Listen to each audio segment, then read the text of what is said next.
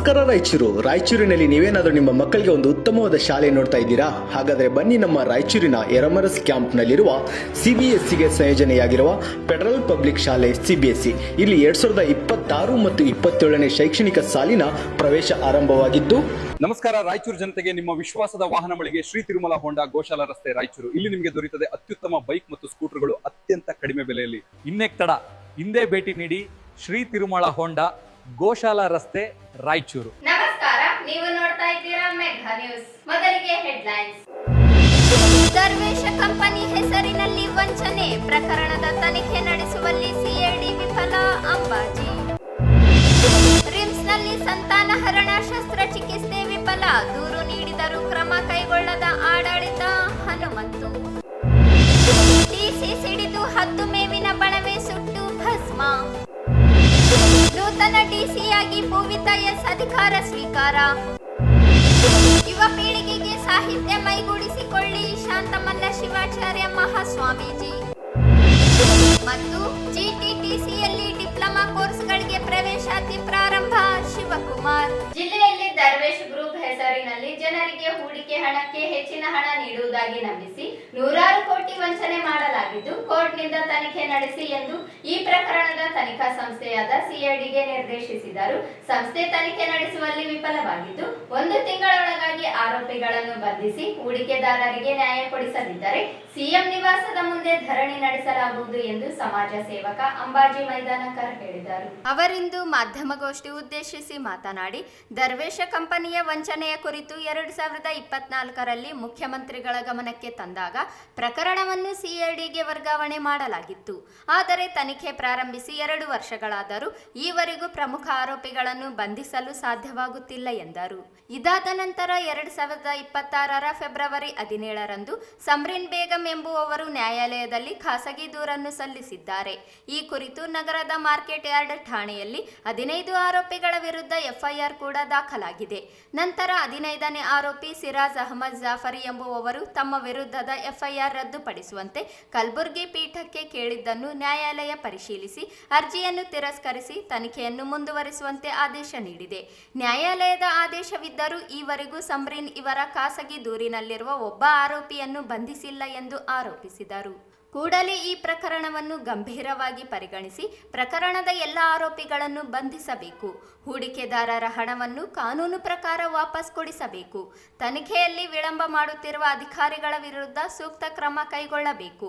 ಕೂಡಲೇ ಪ್ರಕರಣವನ್ನು CBI ಅಥವಾ EDಗೆ ವರ್ಗಾಯಿಸಬೇಕು.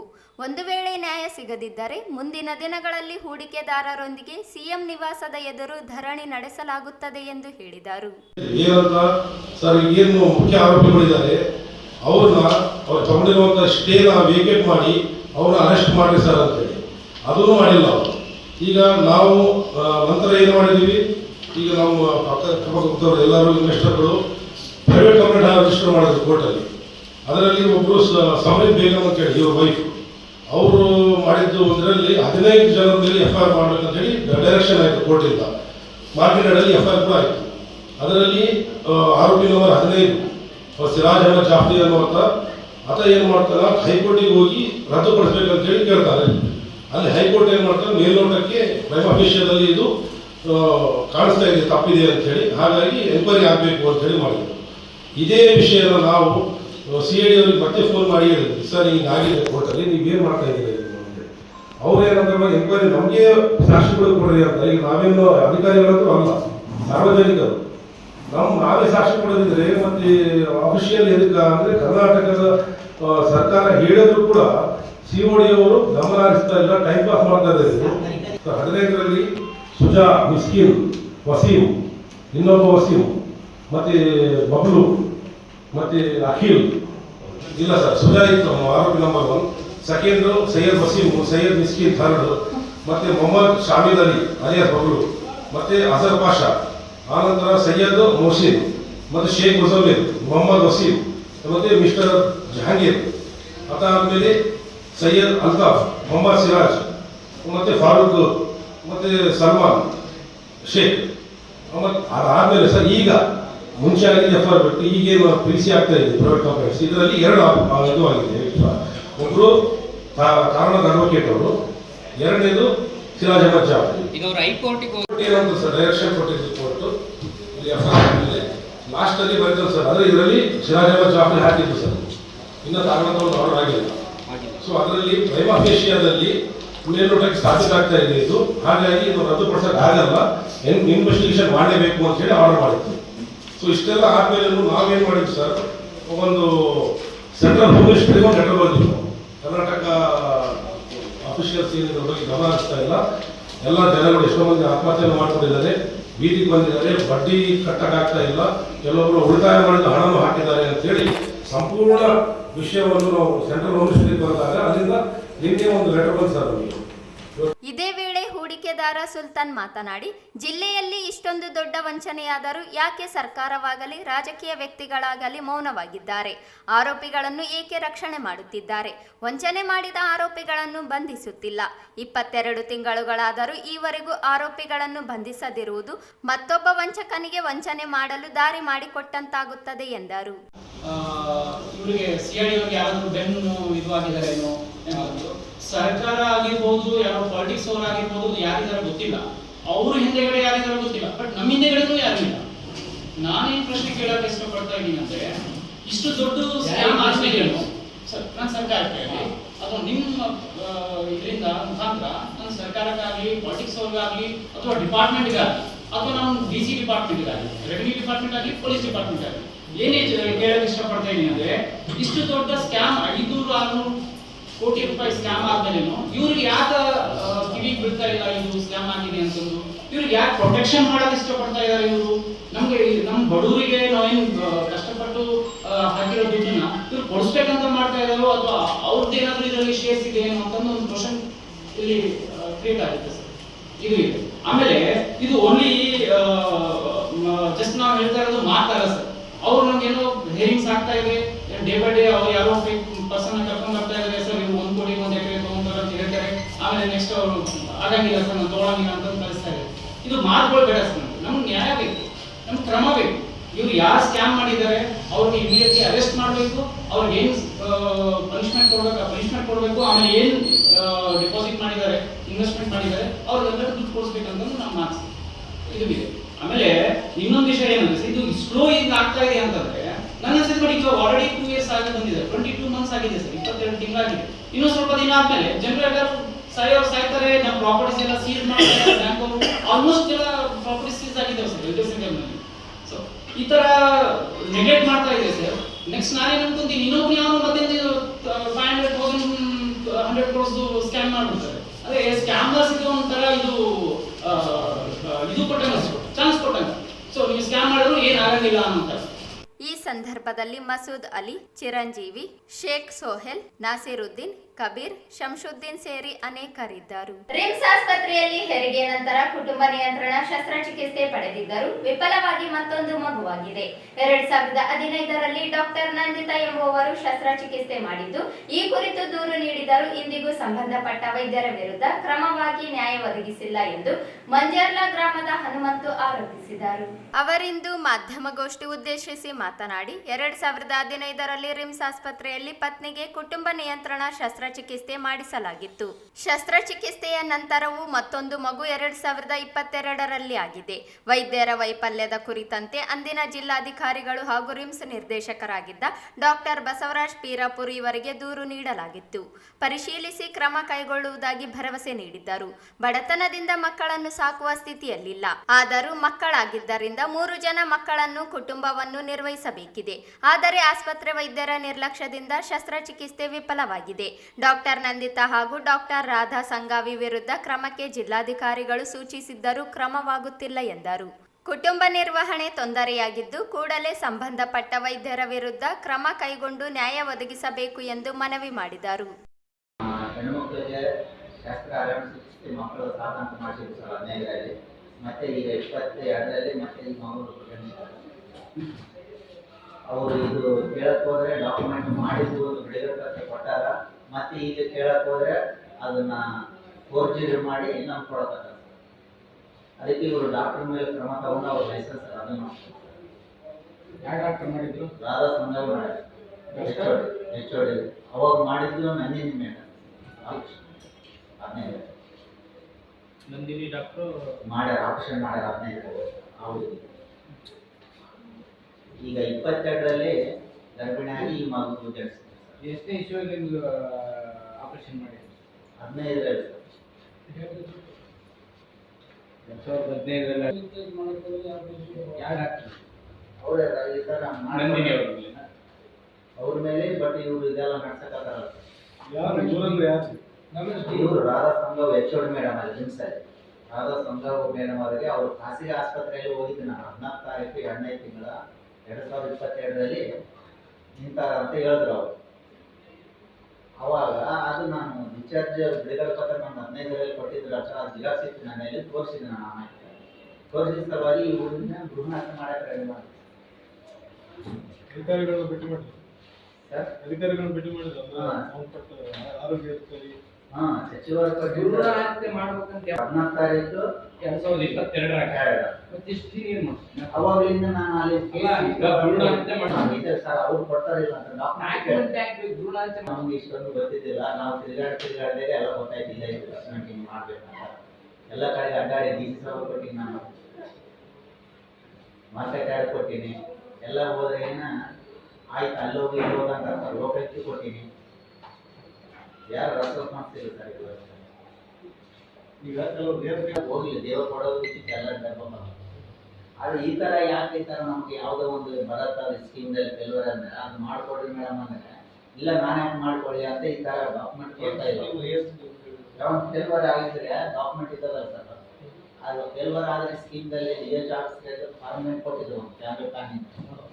ಈ ಸಂದರ್ಭದಲ್ಲಿ ಪತ್ನಿ ಕಮಲಮ್ಮ, ಗದಾರ ವೆಂಕಟೇಶ ಸೇರಿ ಅನೇಕರಿದ್ದರು. ವಿದ್ಯುತ್ ಪರಿವರ್ತಕದಿಂದ ಸಿಡಿದ ಕಿಡಿಗೆ ಮೇವಿನ ಬಣವಿಗಳು ಸಂಪೂರ್ಣ ಭಸ್ಮವಾಗಿರುವ ಘಟನೆ ಲಿಂಗಸುಗೂರು ತಾಲೂಕಿನ ಮುದಗಲ್ ಸಮೀಪದ ಬನ್ನಿಗೋಳ ಗ್ರಾಮದಲ್ಲಿ ನಡೆದಿದೆ.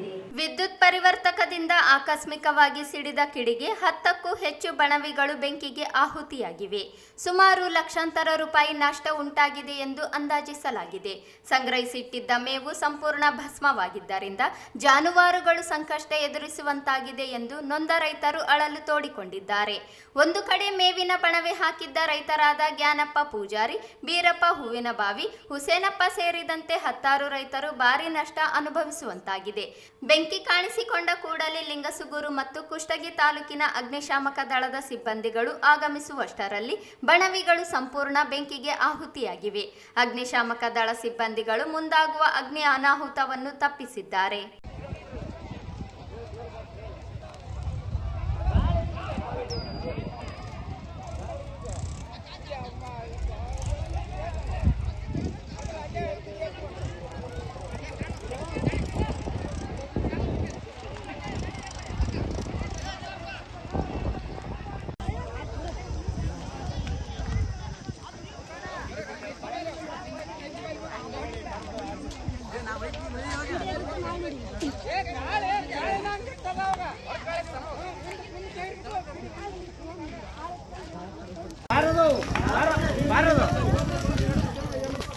ಅವ್ರು ಬರೋದ್ರಾಗ ತಾಸು ಆಕೈತಿ.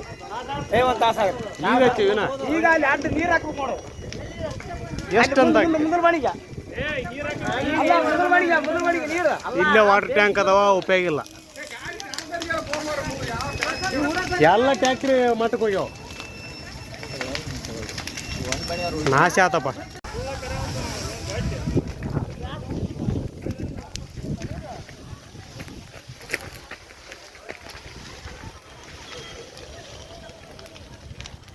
ಇದೇ TC ದ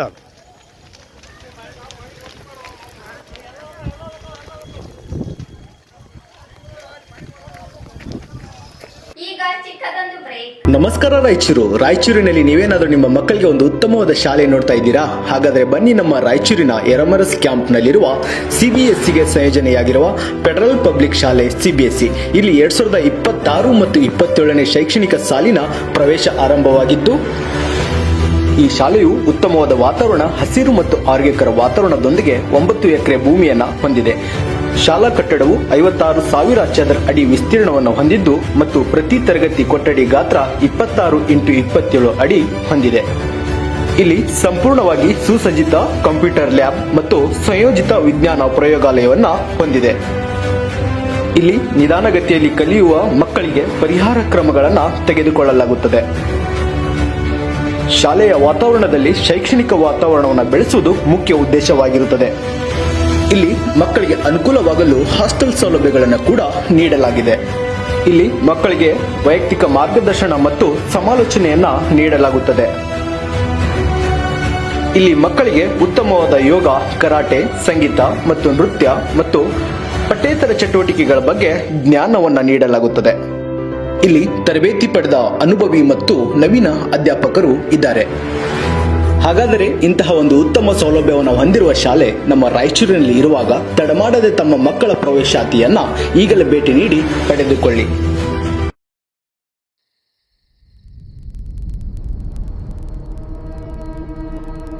ನಮಸ್ಕಾರ ರಾಯಚೂರು ಜನತೆಗೆ ನಿಮ್ಮ ವಿಶ್ವಾಸದ ವಾಹನ ಮಳಿಗೆ ಶ್ರೀ ತಿರುಮಲ ಹೋಂಡಾ ಗೋಶಾಲ ರಸ್ತೆ ರಾಯಚೂರು. ಇಲ್ಲಿ ನಿಮಗೆ ದೊರೆಯುತ್ತದೆ ಅತ್ಯುತ್ತಮ ಬೈಕ್ ಮತ್ತು ಸ್ಕೂಟರ್ಗಳು ಅತ್ಯಂತ ಕಡಿಮೆ ಬೆಲೆಯಲ್ಲಿ. ನಮ್ಮ ಶೋರೂಮ್ ನಲ್ಲಿ ಹೋಂಡಾ ಶೈನ್, ಹೋಂಡಾ ಯೂನಿಕಾರ್ನ್, SP 125, ಶೈನ್ 100, ಹೋಂಡಾ ಹಾರ್ನೆಟ್, ಲಿವೋ 110 ಬೈಕ್ಗಳು ಮತ್ತು ಡಿಯೋ ಸ್ಕೂಟಿ, ಆಕ್ಟಿವಾ ಸ್ಕೂಟಿ, ಹೋಂಡಾದ ಅತ್ಯುತ್ತಮ ಬೈಕ್ಗಳು ಮತ್ತು ಸ್ಕೂಟರ್ ಮಾದರಿಗಳು ಇವೆಲ್ಲವೂ ಒಂದೇ ಶೋರೂಮ್ ನಲ್ಲಿ ಅತ್ಯುತ್ತಮ ಆಫರ್ಗಳೊಂದಿಗೆ. ಇದು ಹೋಂಡಾ ಶೈನ್ 100 2B. ರೈತರು, ಕೂಲಿ ಕಾರ್ಮಿಕರು ಮತ್ತು ಉದ್ಯೋಗಿಗಳೇ ನಂಬಿಕೆಯ ಸಂಗಾತಿ. ಇದರ ಎಕ್ಸ್-ಶೋರೂಮ್ ಬೆಲೆ 66,789 ರೂಪಾಯಿಗಳು ಮಾತ್ರ. ಇದು ನೋಡಿ ಹೋಂಡಾ ಶೈನ್ 100 DX. ಹೆಚ್ಚು ಮೈಲೇಜ್, ಕಡಿಮೆ ಖರ್ಚು. ಇದರ ಎಕ್ಸ್-ಶೋರೂಮ್ ಬೆಲೆ 71,743 ರೂಪಾಯಿ ಮಾತ್ರ. ಶೈನ್ 100 2B ಮೇಲೆ 8,100 ರೂಪಾಯಿವರೆಗೆ ಮತ್ತು ಶೈನ್ 100 DX ಮೇಲೆ 2,500 ರೂಪಾಯಿವರೆಗೆ ಡಿಸ್ಕೌಂಟ್.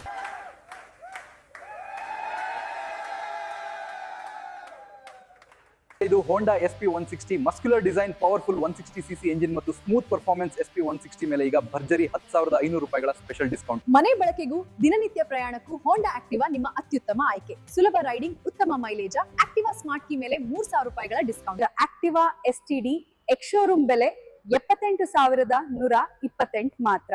ಇದು Honda Hornet 2.0 big engine, muscular look ಮತ್ತು ರೋಡ್ ನಲ್ಲಿ ರಾಯಲ್ ಪ್ರೆಸೆನ್ಸ್. ಹಾರ್ನೆಟ್ 2.0 ಮೇಲೆ ಭರ್ಜರಿ 12,500 ರೂಪಾಯಿಗಳು ಸ್ಪೆಷಲ್ ಡಿಸ್ಕೌಂಟ್. ವಾಹನ ಖರೀದಿ ಮಾತ್ರ ಅಲ್ಲ, ಉತ್ತಮ ಸರ್ವಿಸ್ ಕೂಡ ಅಷ್ಟೇ ಮುಖ್ಯ. ಅನುಭವ ಹೊಂದಿದ ಟೆಕ್ನಿಷಿಯನ್ಗಳು, ಜೆನ್ಯುಯಿನ್ ಹೋಂಡಾ ಸ್ಪೇರ್ ಪಾರ್ಟ್ಸ್ ಮತ್ತು ವೇಗವಾದ ಸರ್ವಿಸ್ ಶ್ರೀ ತಿರುಮಲ ಹೋಂಡಾನಲ್ಲಿ ನಿಮಗೆ ಲಭ್ಯ. ಇಲ್ಲಿ ನಿಮಗೆ ಸುಲಭ ಲೋನ್ ಸೌಲಭ್ಯ, ಕಡಿಮೆ ಡೌನ್ ಪೇಮೆಂಟ್, ಕಡಿಮೆ EMI ಮತ್ತು ವೇಗವಾದ ಲೋನ್ ಅಪ್ರೂವಲ್, ಸರಳ ಡಾಕ್ಯುಮೆಂಟ್ಸ್ ನೊಂದಿಗೆ ತಕ್ಷಣವೇ ಫೈನಾನ್ಸ್ ಸಿಗ್ತದೆ. ನಿಮ್ಮ ವಾಹನ ಈಗ ನಿಮ್ಮ ಕೈಯಲ್ಲಿ. ಇನ್ನೇಕ್ ತಡ, ಹಿಂದೆ ಭೇಟಿ ನೀಡಿ ಶ್ರೀ ತಿರುಮಲ ಹೋಂಡಾ, ಗೋಶಾಲಾ ರಸ್ತೆ, ರಾಯಚೂರು. ನಿಮ್ಮ ಸೌಲಭ್ಯಕ್ಕಾಗಿ ನಮ್ಮ ಶಾಖೆಗಳು ಇನ್ನೂ ಹಲವು ಕಡೆಗಳಲ್ಲಿ ಲಭ್ಯ. ಮಾನವಿ, ದೇವದುರ್ಗ, ಸಿರಿವಾರ ಮತ್ತು ಪೋತ್ನಾಲ್ನಲ್ಲಿ ಕೂಡ ಶ್ರೀ ತಿರುಮಲ ಹೋಂಡಾ ಶಾಖೆಗಳು ಸೇವೆಯಲ್ಲಿ ಇವೆ. ಉತ್ತಮ ಬೆಲೆ, ಭರ್ಜರಿ ಆಫರ್ಗಳು ಮತ್ತು ವಿಶ್ವಾಸಾರ್ಹ ಸರ್ವಿಸ್ ಎಲ್ಲವೂ ಒಂದೇ ಕಡೆ. ಹಿಂದೆ ಬುಕ್ ಮಾಡಿ, ಆಫರ್ಗಳನ್ನ ಮಿಸ್ ಮಾಡ್ಕೊಳ್ಬೇಡಿ. ಧನ್ಯವಾದಗಳು. ಬ್ರೇಕ್ನ ನಂತರ ಮೆಘಾ ನ್ಯೂಸ್ಗೆ ಸ್ವಾಗತ. ಜಿಲ್ಲಾಧಿಕಾರಿ ನಿತೀಶ್ ಕೆ ಅವರನ್ನು ವರ್ಗಾವಣೆಗೊಳಿಸಿ ತೆರವಾದ ಸ್ಥಾನಕ್ಕೆ ಕರ್ನಾಟಕ ಮೂಲಸೌಕರ್ಯ ಅಭಿವೃದ್ಧಿ ಹಾಗೂ ಹಣಕಾಸು ನಿಗಮ ವ್ಯವಸ್ಥಾಪಕ ನಿರ್ದೇಶಕಿ ಪೂವಿತಾ ಎಸ್ ಅವರನ್ನು ಹೊಸ ಜಿಲ್ಲಾಧಿಕಾರಿಯಾಗಿ ನೇಮಕಗೊಳಿಸಿ ಸರ್ಕಾರ ಆದೇಶ ಹೊರಡಿಸಿದೆ. ಜಿಲ್ಲಾಧಿಕಾರಿ ನಿತೀಶ್ ಕೆ ಅವರಿಗೆ ಯಾವುದೇ ಹುದ್ದೆ ತೋರಿಸಿಲ್ಲ. ಪೂವಿತಾ ಅವರು IAS 2016ರ ತಂಡದವರಾಗಿದ್ದಾರೆ.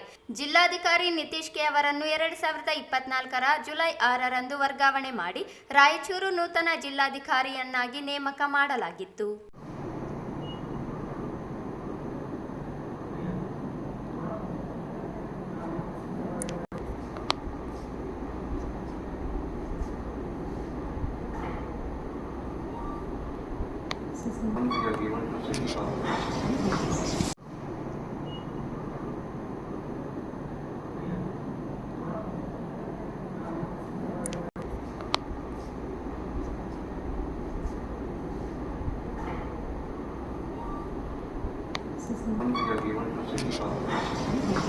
ಇಂದಿನ ತಂತ್ರಜ್ಞಾನ ಯುಗದಲ್ಲಿ ಸಾಹಿತ್ಯವನ್ನು ಓದುವುದು ಮತ್ತು ತಿಳಿಯುವುದು ತುಂಬಾ ಅವಶ್ಯಕ. ಪ್ರಸ್ತುತ ದಿನಮಾನಗಳಲ್ಲಿ 90% ಜನರ ಗಮನ ಮೊಬೈಲ್ನತ್ತ ಇರುತ್ತದೆ.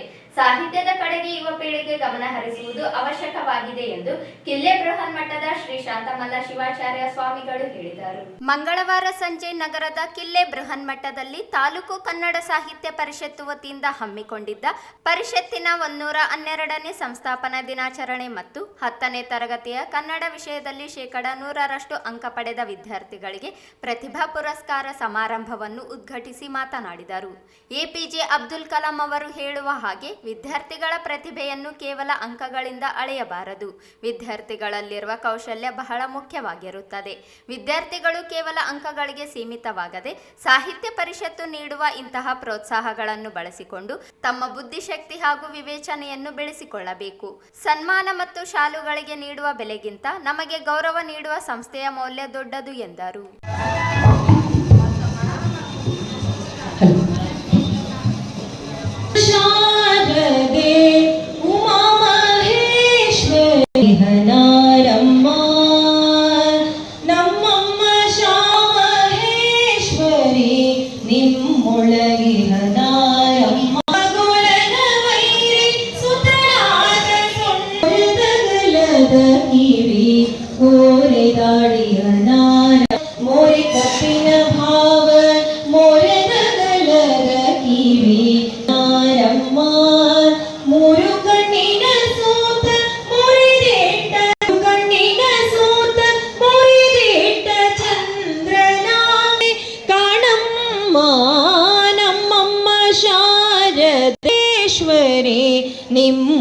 ನಿಮ್ಮೊಳಗಿಹನಾರಮ್ಮ ದೊಡ್ಡ ಚಲ್ಲಣದ ದಿಟ್ಟತ ನಿವನಾರ ರಾಣಿ ಪಾರ್ವತಿಯ ಕುಮಾರನು ಆಚರಣೆಯನ್ನ ಮಾಡ್ತಾ ಇದ್ದೇವೆ. ಹಾಗಾಗಿ ಈ ಒಂದು ಸಾಹಿತ್ಯ ಪರಿಷತ್ತಿನ ರೂವಾರಿಗಳಾದಂತಹ ಸ್ಥಾಪನೆಯ ರೂವಾರಿಗಳಾದಂತಹ ತ್ರಿಮೂರ್ತಿಗಳಿಗೆ ಪುಷ್ಪಾರ್ಪಣೆಯನ್ನ ವೇದಿಕೆಯ ಮೇಲಿರುವ ಎಲ್ಲ ಗಣ್ಯರು ಪುಷ್ಪಾರ್ಪಣೆಯನ್ನ ಮಾಡಬೇಕಾಗಿ ಕೇಳ್ಕೊತೇನೆ. ಪರಿಷತ್ತು ನಮ್ಮೆಲ್ಲ ಕನ್ನಡಿಗರ ಒಂದು ಅಸ್ಮಿತೆ ಆಗಿದೆ.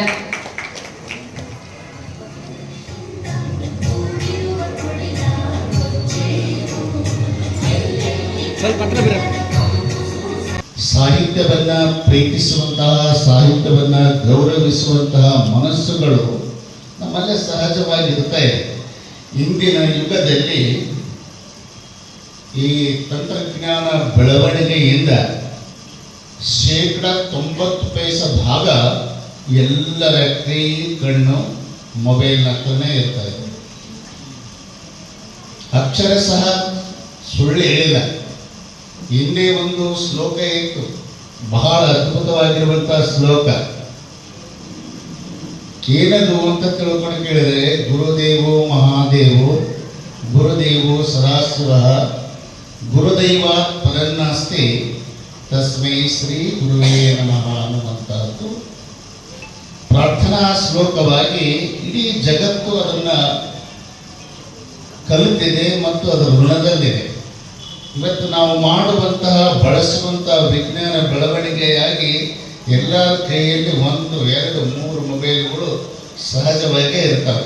ಇದನ್ನು ನೋಡಿದಾಗ ಆ ಶ್ಲೋಕವನ್ನು ತಿರುಚಿ ಒಬ್ಬ ಕವಿ ಏನು ಮಾಡಿದ್ದಾರೆ ಅಂತ ಕೇಳಿದರೆ, ಮೊಬೈಲ್ ದೇವೋ ಮಹಾದೇವೋ ಮೊಬೈಲ್ ದೇವೋ ಸದಾಶಿವ ಮೊಬೈಲ್ ದೈವ ಪರನ್ನಾಸ್ತಿ ತಸ್ಮೈ ಶ್ರೀ ಮೊಬೈಲೇ ನಮಃ.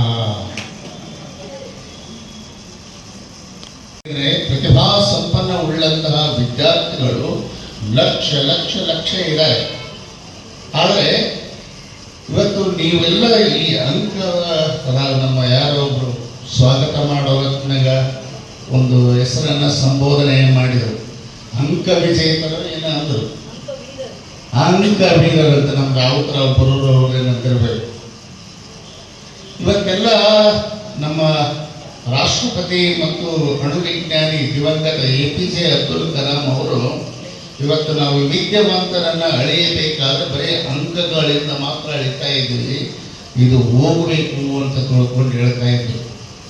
ಇವತ್ತು ಅದಕ್ಕಿದ್ದಷ್ಟು ಬೆಲೆ ಯಾವುದಕ್ಕೂ ಇಲ್ಲ. ಆದರೆ ಅದಕ್ಕಾಗ ಇವತ್ತು ಮಧು ಬಂಗಾರಪ್ಪನವರು ಅವರಿಗೆ ಕನ್ನಡ ಎಷ್ಟು ಬರ್ತಾ ಇದೆ ಅಂತೇಳಿ ನಾವು ಯಾರು ಪರೀಕ್ಷೆ ಮಾಡಕ್ಕೆ ಹೋಗಬಾರ್ದು. ಅವರು ತಂದೆಯವರ ಒಂದು ಪೀರಿಯಡ್ನಲ್ಲಿ ಏನೋ ಅಂತ ಆಗಿತ್ತಂತ ತಿಳ್ಕೊಂಡು 100% ಕರ್ನಾಟಕದಲ್ಲಿ SSLC ವಿದ್ಯಾರ್ಥಿಗಳು ಪೂರ್ಣ ಪ್ರಮಾಣದಲ್ಲಿ ವಿಜೇತರಾಗಲಿ ಅಂತ ತಿಳ್ಕೊಂಡು ಬಂಪರ್ ಕೊಡುಗೆಯನ್ನು. ಸಾಹಿತಿ ವೆಂಕಟರಾವ್ ಕುಲಕರ್ಣಿ ಮಾತನಾಡುತ್ತಾ, ಕನ್ನಡ ನಾಡು, ಭಾಷೆ, ನೆಲ, ಜಲ ಇವುಗಳ ಸಂರಕ್ಷಣೆ ಮತ್ತು ಜವಾಬ್ದಾರಿ ನಮ್ಮ ಮೇಲಿದೆ. ಜೊತೆಗೆ ತಂದೆ ತಾಯಿ ಅತಿಥಿಗಳ ಸೇವೆ ಮಾಡುವ ಜೊತೆಗೆ ಈ ಭೂಮಿ ತಾಯಿಯ ಸೇವೆ ಮಾಡುವ ಜವಾಬ್ದಾರಿಯು ನಮ್ಮ ಮೇಲೆ ಇರುವುದರ ಹಿನ್ನೆಲೆಯಲ್ಲಿ ಕನ್ನಡ ನಾಡು ನುಡಿಗೆ 2500 ವರ್ಷಗಳ ಇತಿಹಾಸವಿದೆ ಎಂದರು. ಅಂಕಗಳನ್ನು ತೆಗೆದುಕೊಂಡಿದ್ದೀರಿ. ವಿಶೇಷವಾಗಿ ನಿಮ್ಮನ್ನೇ ಕುರಿತು ಮಾತಾಡ್ತೇನೆ ನಾನು. ಯಾಕೆಂದರೆ ಇಡೀ ಕನ್ನಡ ನಾಡು, ಕನ್ನಡ ಭಾಷೆ, ನೆಲ, ಜಲ ಇವುಗಳನ್ನು ಸಂರಕ್ಷಣೆ ಮಾಡಿ ಮುಂದಿನ ಪೀಳಿಗೆ ಕೊಡುವ ಜವಾಬ್ದಾರಿ ಇರತಕ್ಕಂಥದ್ದು ನಿಮ್ಮ ಮೇಲೆ. ಕಾರಣ ಏನು ಅಂತಂದರೆ 100ಕ್ಕೆ 100 ಅಂಕ, 100ಕ್ಕೆ 125 ಅಂಕಗಳನ್ನು ಏನು ಪಡ್ಕೊಂಡಿದ್ದೀರಲ್ಲ, ಹಾಗಾಗಿ ನಿಮ್ಮ ಮೇಲೆ ಈ ಜವಾಬ್ದಾರಿಯನ್ನು ಹಾಕುವ ದೃಷ್ಟಿಯಿಂದ ನಾನು ಈ ಅನಿಸಿಕೆಗಳನ್ನು ಹೇಳಲಿಕ್ಕೆ ಇಷ್ಟಪಡ್ತೇನೆ. ನಮ್ಮ ತಾಯಿಯನ್ನು ನಾವು ಗೌರವಿಸ್ತೇವೆ. ಮೊಟ್ಟ ಮೊದಲಿಗೆ ಮಾತೃದೇವೋಭವ, ಪಿತೃದೇವೋಭವ, ಆಚಾರ್ಯ ದೇವೋಭವ, ಅತಿಥಿ ದೇವೋಭವ. ಅದರ ಕೊನೆಯಲ್ಲಿ ಹೇಳ್ತಕ್ಕಂಥದ್ದು ಯಾವುದು ಅಂದರೆ, ನಾನು ಜನ್ಮ ಎತ್ತಿರುವ ಭೂಮಿ. ಇವು ಋಣಗಳನ್ನು ತೀರಿಸ್ಬೇಕಂತೆ, ಇವರೆಲ್ಲರಿಗೂ ಋಣಗಳನ್ನು ತೀರಿಸಬೇಕು ಅಂತ. ನನ್ನ ತಾಯಿಯ ಸೇವೆಯನ್ನು ಮಾಡಬೇಕು, ತಂದೆಯ ಸೇವೆಯನ್ನು ಮಾಡಬೇಕು, ಹಾಗೆ ಅತಿಥಿಗಳು ಅಭ್ಯಾಗತರ ಸೇವೆಯನ್ನು ಮಾಡಬೇಕು. ಜೊತೆಯಲ್ಲಿ ನಾನು ಜನ್ಮ ಎತ್ತಿರುವ ಭೂಮಿಗೆ ನಾನು ಸೇವೆಯನ್ನು ಮಾಡಬೇಕು.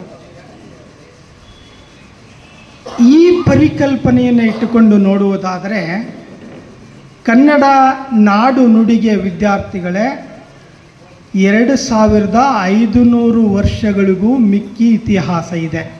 ಈ ಸಂದರ್ಭದಲ್ಲಿ ತಾಲೂಕು ಕನ್ನಡ ಸಾಹಿತ್ಯ ಪರಿಷತ್ ಅಧ್ಯಕ್ಷ ಬಿ ವಿಜಯರಾಜೇಂದ್ರ, ಸಾಹಿತಿ ವೀರ ಹನುಮನ್, ಆಕಾಶವಾಣಿಯ ನಿವೃತ್ತ ಕಾರ್ಯಕ್ರಮ ವಿಭಾಗದ ಮುಖ್ಯಸ್ಥ ಡಾಕ್ಟರ್ ಬಿಎಂ ಶರಬೇಂದ್ರ ಸ್ವಾಮಿ, ತಾಲೂಕು ಕನ್ನಡ ಸಾಹಿತ್ಯ ಪರಿಷತ್ತಿನ ಗೌರವ ಕೋಶಾಧ್ಯಕ್ಷರಾದ ಸೈಯದ್ ಹಫೀಜುಲ್ಲಾ ಖಾದ್ರಿ, ತಾಲೂಕು ಪ್ರೌಢಶಾಲಾ ಶಿಕ್ಷಕರ ಸಂಘದ ಅಧ್ಯಕ್ಷ ಮೋಹಿನುಲ್ ಹಕ್, ಕ್ಷೇತ್ರ ಸಮನ್ವಯ ಶಿಕ್ಷಣಾಧಿಕಾರಿ ಯೂನುಸ್ ಬಾಬು, ಗುರು ಕಲಾಮಂದಿರದ ಕಾರ್ಯದರ್ಶಿ ಬಸವರಾಜ್ ಜಿ, ಕೃಷ್ಣ ತೆಲಂಗಾಣ ಗಡಿನಾಡು ಕನ್ನಡ ಸಂಘದ ಅಧ್ಯಕ್ಷ ನಿಜಾಮುದ್ದೀನ್, ಸಾಹಿತಿ ಡಾಕ್ಟರ್ ಅರುಣಾ ಹಿರೇಮಠ, ಗೌರವ ಕಾರ್ಯದರ್ಶಿ ಪ್ರತಿಭಾ ಗೋನಾಳ, ರಾವುತರಾವ್ ಬರೂರು, ವೈಶಾಲಿ ಪಾಟೀಲ್ ಸೇರಿ ಅನೇಕರಿದ್ದರು.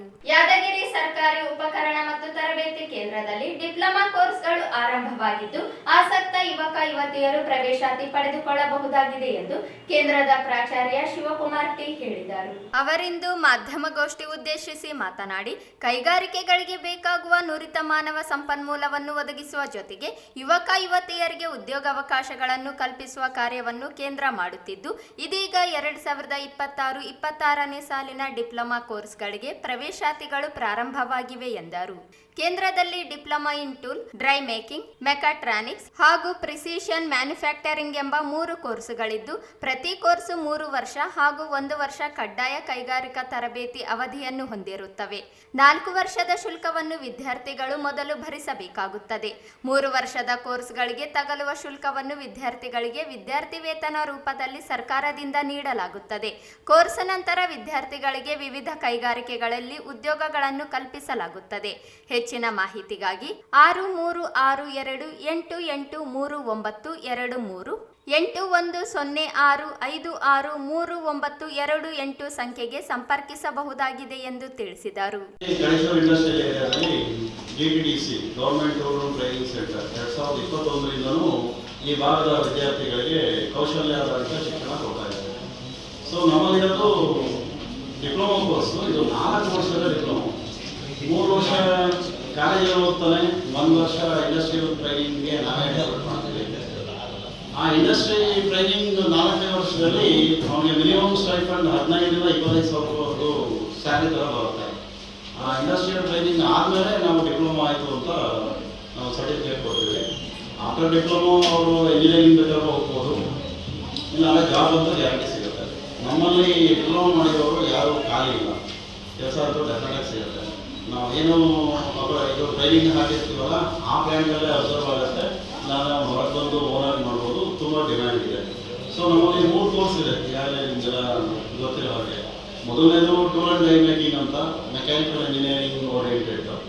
ಎರಡನೇದು ಮೆಕೆಟ್ರಾನಿಕ್ಸ್ ಅಂತ, it is a combination of mechanical and electronics.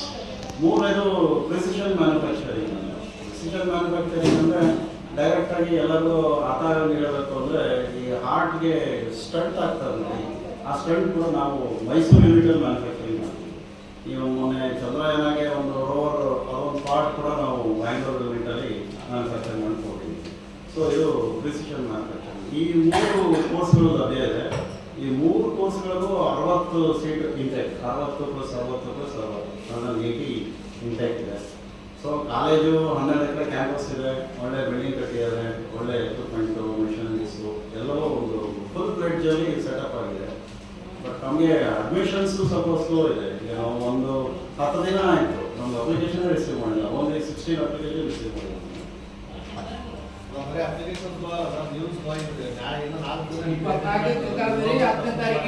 Sir ಇದು ನಾವು ಇಲ್ಲಿ ಹೇಳಿದ್ದೀವಿ ಸರ್, ಇದು ಏನಾಗಿದೆ ಅಂದರೆ ಒಂದು ಯಾವ ಮಿನಿಸ್ಟ್ರಿಗೆ ಕಂಪ್ಲೇಂಟ್ ಹೋಗಿದೆ ಒಂದ್ಸಲ, 92% ಇರೋರಿಗೆ ಸೀಟ್ ಸಿಕ್ಕಿಲ್ಲ ಅಂದ್ಬಿಟ್ಟು.